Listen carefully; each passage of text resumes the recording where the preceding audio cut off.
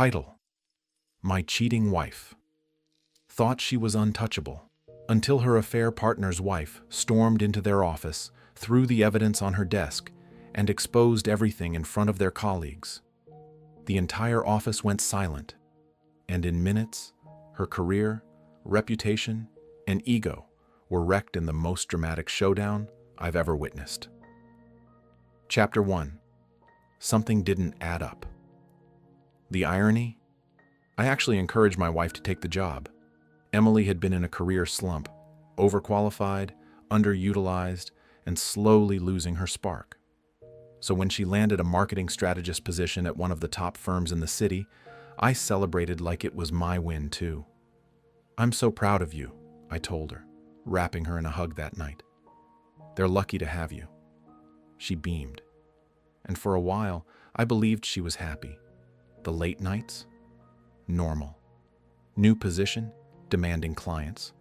The constant texting? Work stress, she said. Deadlines. Brand overhauls. The weekends she volunteered to help with extra pitches? Ambition. At least, that's what I told myself. Until things started to shift. She stopped telling me about her day, started guarding her phone like it held nuclear codes. And once I walked past her home office and heard her whisper, "God, you're dangerous," followed by that laugh, low and flirtatious. A laugh I hadn't heard in months. I froze. When I walked in, she clicked her screen off fast. "Oh, just finishing a Zoom call," she said quickly. "With who?" "Client stuff. Long day." And she kissed me on the cheek like it was a period on the conversation. But my gut twisted. Because that laugh? It wasn't for me. Let me know when you're ready for Chapter 2, where the cracks widen and the affair partner's wife starts sniffing around the truth until she finally finds the smoking gun. You said, "Continue." ChatGPT said, Chapter 2, The Smoking Gun. The universe has a cruel sense of humor, because just as I began questioning Emily's behavior, another name started popping up in her stories. Tyler. "He's just one of the VPs," she'd say. "Really sharp, married, super professional. Always married, always professional, red flag." Then came the night she left her phone on the nightstand, unlocked. She was in the shower, humming like nothing was wrong. I didn't snoop. I didn't want to be that husband. But the screen lit up. A message preview flashed. "Tyler. Can't stop thinking about earlier. Same time tomorrow?" I stared at it, heart thudding in my chest.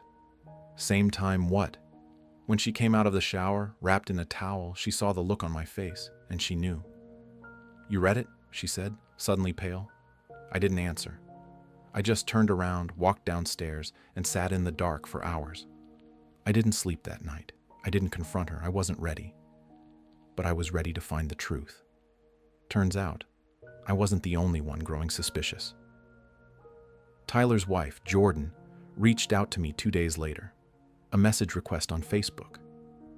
"Hi, this may sound strange, but I think your wife and my husband are having an affair. I found messages, and I need someone to confirm if I'm going crazy, or if I already know." My fingers trembled as I typed back. "You're not crazy. I've seen things too." We agreed to meet, neutral ground, a quiet cafe outside the city. She came prepared. Jordan was sharp, smart eyes, calm demeanor, rage simmering just below the surface. She pulled out a small folder from her purse and slid it across the table. Screenshots, chat logs, photos. Emily and Tyler in his car, in a booth at a bar. At a weekend marketing conference they were never supposed to attend together. One text from Emily. "He still thinks I'm staying with my sister. Poor guy. I feel guilty. Sometimes." I didn't speak. I didn't move.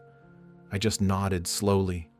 Jordan sipped her coffee. Her voice was like ice. "They think they're clever. They think we'll roll over." And that's when I knew. She had a plan, and I was going to help her execute it. Let me know when you're ready for Chapter 3, where Jordan storms into the office with the evidence, and the dramatic showdown brings Emily's entire world crashing down in minutes. You said, Continue, ChatGPT said. Chapter 3. The Office Showdown. Jordan's plan was simple, brutal, precise, unforgettable. She didn't want revenge through gossip or passive exposure. She wanted it in broad daylight, in the one place where Emily and Tyler had always felt untouchable, their office. So she waited, collected everything, dated texts, photos, location stamps, even hotel receipts, with Tyler's signature and Emily's name listed under guest. Then she picked the moment, Friday morning, 10:47 a.m., weekly strategy meeting at their firm, everyone in attendance, managers, staff, executives, the glass conference room right in the middle of the open floor, completely visible. Jordan walked in through the front doors like she owned the building, tight ponytail, simple blouse, eyes full of fire. I watched from across the street, my heart pounding through the windshield of my parked car. I didn't need to be inside. Because this was her moment. She walked straight through the lobby. The receptionist stood to stop her. "I'm Tyler's wife," she said coldly, "and I'm here to deliver something urgent to him and his mistress." The receptionist froze.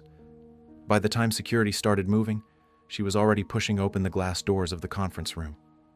The entire team turned to look. Jordan didn't raise her voice. She didn't need to. She walked straight up to the table, placed the manila folder in front of Emily, and said, "You dropped something."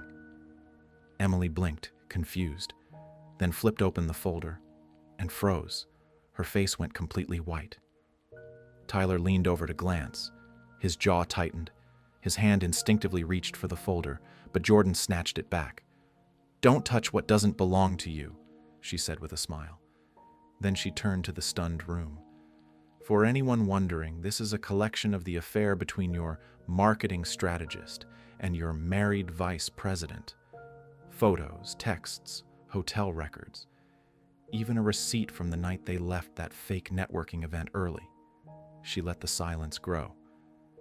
"I'm sure HR will enjoy it." Then she turned to Emily one last time.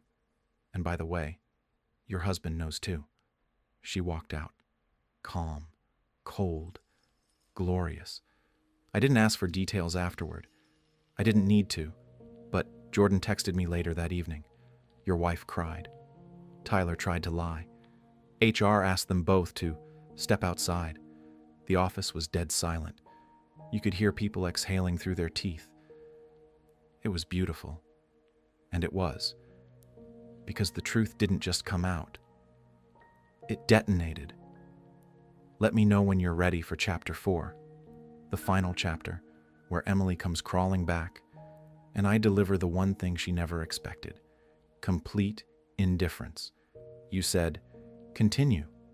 ChatGPT said, Chapter 4, Silence Hurts Louder Than Screams. It took 3 days. 3 days after Jordan's detonation at the office for Emily to finally contact me.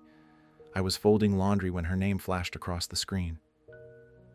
Emily, 13 missed calls, 1 new voicemail. I didn't answer. I didn't need to. But curiosity? That's a hard thing to kill. I pressed play. "Hey, I guess you heard. I don't know what to say. I made a mistake. A huge one. I wasn't thinking clearly. Things got messy, but I never meant for it to go this far. Can we please talk? Please?" She sounded panicked, hollow, like someone who just realized her parachute wasn't real. That night, I came home to find her waiting in front of my apartment. Hair tied back, no makeup, puffy eyes, holding a bag of takeout, like she was trying to recreate some version of normal. I opened the door just enough to speak. She tried to smile. "I brought dinner, your favorite." I looked at the bag, then at her. "No thanks. I already ate." She laughed weakly. "That was always your line when you were upset with me, remember?" "I'm not upset," I said calmly. "I'm done." Her face fell. "Can we just talk? Please? I lost my job. Tyler blocked me. Everyone at work knows. I have nothing." She said that last part with a kind of desperation, like it was my job to fix it. I tilted my head. "No, Emily. You had everything. You had a marriage, a home, a partner who believed in you, and you decided that wasn't enough. She flinched. Please, I miss you. You miss the safety, I said. You miss the comfort. The version of me who paid the bills while you snuck around with a married man. Tears welled in her eyes. I didn't think you'd find out, she whispered. That was the final crack. I stared at her, this woman who once held my trust in her hands, and I felt nothing. No more sadness, no rage, no longing, just peace. You should go, I said, and I shut the door. Epilogue. Emily moved out of the city 3 weeks later.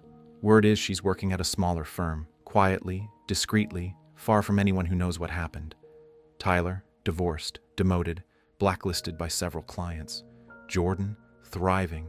She thanked me for backing her up and even offered to grab coffee sometime. Not romantically, just two survivors of a war they didn't start, but finished. And me? I sleep better now, because there's no greater revenge than letting someone destroy themselves while you walk away untouched. Was this revenge perfectly justified? Tell us what you would have done in the comments below. Like the story, share it with someone who needs this energy, and subscribe to Lauren's story for more jaw-dropping tales of betrayal and justice.